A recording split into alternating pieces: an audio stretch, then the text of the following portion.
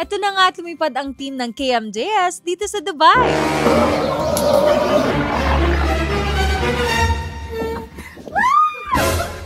KMJS na yan! Grabe, at nakasama natin finally si Ma'am Jessica Soho. Hoy, ready ka na ba? Tara, gala tayo! Hello everybody, this is Rochelle. So ngayon nga ay napakaswerte natin dahil makakasama natin si Ma'am Jessica sa episode ng KMJS. O diba, bongga? Grabe naman, akalain mo nga naman yun, diba? Napapanood lang natin to dati, pero ngayon kasama na natin, sobrang saya. Ayan nga, at after ilang minuto ay nakarating na rin tayo sa location. Opo, medyo malayo nga po ito sa city. As in, makikita nyo naman na walang kabahayan masyado, opo.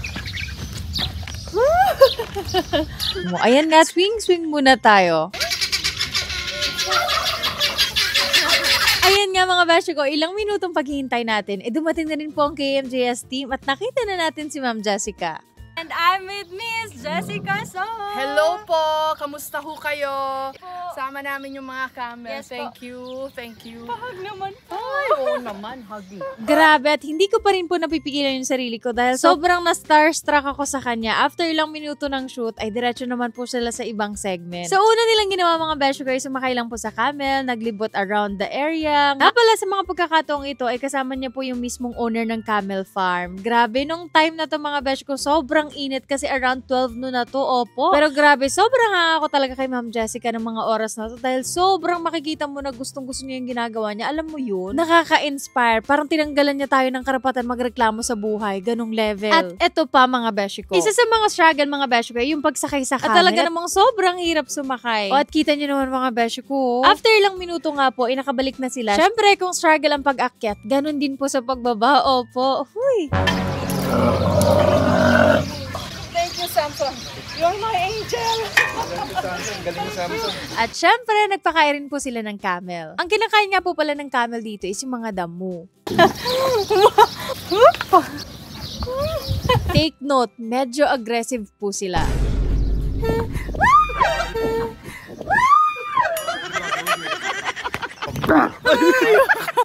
It's okay.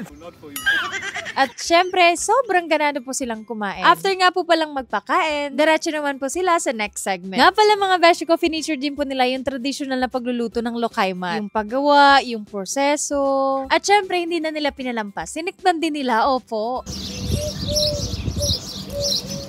At guys, yan na nga po, tinikman na nila yung lokaimat. Siyempre, binigyan rin tayo ng lokaimat. And siyempre, tinikman natin kahit nakakain na naman talaga tayo nito. Medyo mainit nga lang, opo. Kasi siyempre, fresh from the cook. At siyempre, ang next nila mga beshi ko is gumawa din po sila ng camel burger. At nga pala mga beshi ko, yung patty po pala ng burger na to is gawa sa camel. O diba, bongga? Smile, chef. With a smile. 1, 2, 3, chef, go. Tignan nyo naman mga beshi ko, napaka-supportive din ng Ma'am Jessica sa chef. At syempre mga beshi ko, tinuturo pa niya kung anong dapat gawin, ganun. Alam niyo yung chini-cheer niya, ganung level. O, diba mga beshi ko, napakadami talaga nilang ginawa. Ang next naman mga beshi ko is yung falcon. Alam niyo mga beshi ko, national bird po yan dito sa UAE. At kita niyo naman mga beshi ko, nakatakip po yung mata niya dahil po madali po siyang madistract. At alam niyo ba mga beshi ko, na isa sa pinaka-nagustuhan ko kay Ma'am Jessica is talagang inaalam lahat yung mga info ng mga fini-feature na ganun. Sobrang detailed and lahat dapat kompleto, ganung level. Alam niyo yung makikita mo talaga yung dedication niya sa ginagawa niya. At after nun mga beshi ko, nag-ikot-ikot po siya dito sa farm. At syempre, may mga ibang segment pa po na kinunan. Biruin yung mga beshi ko, summer na summer talaga dito. Pero dire-diretso po talaga yung shoot. Grabe. And yun nga mga beshi ko, after ilang minuto, yun natapos na rin po. At syempre, hindi mawawala ang pagkain. So, kumain na po kami. After almost 8 hours ng shoot, grabe, parang na-realize ko bigla na talagang deserve nila ang pinakamagandang show sa Pilipinas. Kita mo yung dedication, passion, at alam mo yung gustong-gusto nila yung ginagawa nila. At higit sa lahat, may puso. At kahit pa paano mga beshi ko, talagang na-inspire din po talaga ako. Walang halong biro ha. Sobrang saya at syempre, sobrang gandang experience nito. Nga pala mga beshi ko, kung gusto niyo po mag-avail ng Camel Farm Tour, contact lang po kayo sa amin sa Pinnacle Tourism. And thank you so much Pinnacle Tourism sa pag-sponsor sa KMJS. And that's it for today's video guys. Thank you so much for watching. Until our next vlog. Bye-bye!